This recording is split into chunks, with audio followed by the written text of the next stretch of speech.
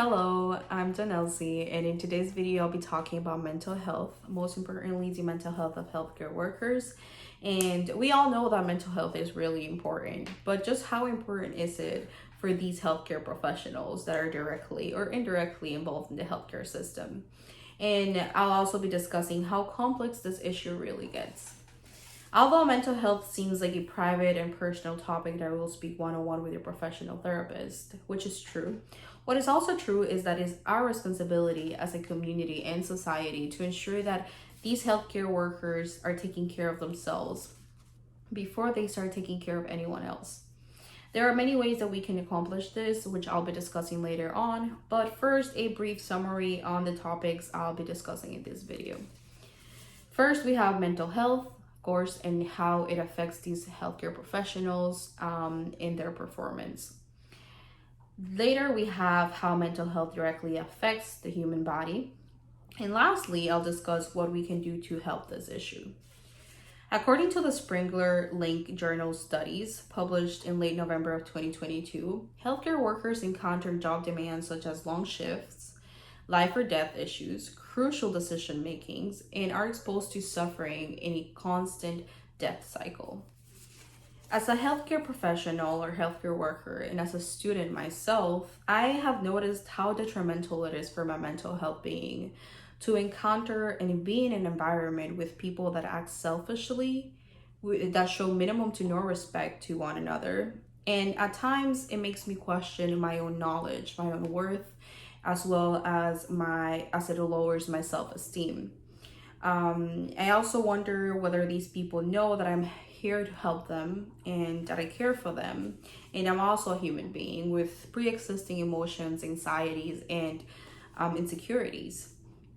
Everything just summarizes or creates a lack of self-efficacy at work, which overall becomes a psychological distress that of course later on affects different areas of my mental well-being.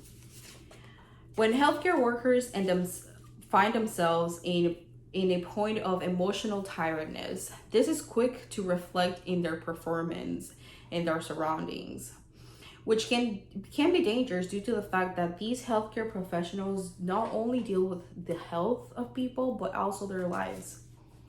According to the Center of Disease Control and Prevention, or CDC, more than double the number of healthcare workers reported harassment at work in 2022 than they did in 2018. Nearly half of healthcare workers reported feeling burned out in 2022 than they did in 2018. And lastly, nearly half of healthcare workers intended to look for new jobs in 2022 than they did in 2018. All of which raises concern on what is happening in the workplace, whether this be your local pharmacy, doctor's office, hospital, or the ICU. Why are our healthcare professionals experiencing different forms of harassment, including physical ones? Why do they not feel safe at work? Are we giving them enough time to complete tasks and deal with patients? And are we appreciating and rewarding these accomplishments enough? Others may argue that mental illness and mental health overall is not as serious, or some may argue that it's not real as other diseases that the human body can experience. Cieslak from Springer article argues that despite the undeniable importance of these negative outcomes, there are only a really few studies that actually focuses on the burnout of these workers. And to that, unfortunately, will have to agree. Mental illness is yet to be studied in depth as the other diseases that they're being compared to. And the complexity of mental illness is beyond a prescription pill. And the signs are not as simple, or they're not as visible to the naked eye as an allergy reaction. Just like any other disease or infection that quickly spreads throughout the body, mental illness can also have that effect. It can can form into a chronic physical condition, including pain due to the main nervous system experiencing high levels of stress all the time, Some people also experience different type of inflammations or hives throughout their body, as well as an imbalance of hormones that directly affect the immune system. When we experience a great deal of psychological distress, there are only two pathways that the human brain really recognizes, and that is fight or flight. And in either of these states, the body cannot recognize things the way it normally would.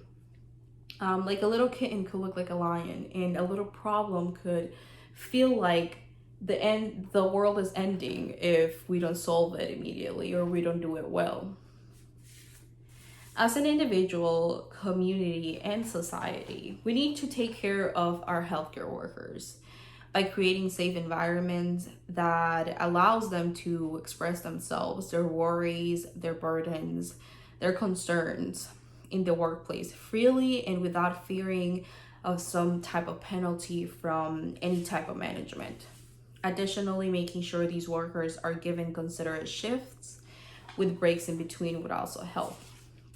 Furthermore, if the mental health of these professionals are not taken serious, this will quickly catch up to the entire healthcare system if it hasn't already. And it is important to remember that one small mistake that these workers make can cost a life. Finally, everyone can make a change, and you can too. Ensuring that we speak up when we notice these workers being mistreated or neglected is just one of many steps that we can take to show them that we care and that we're there for them. And thank you so much for listening to my speech.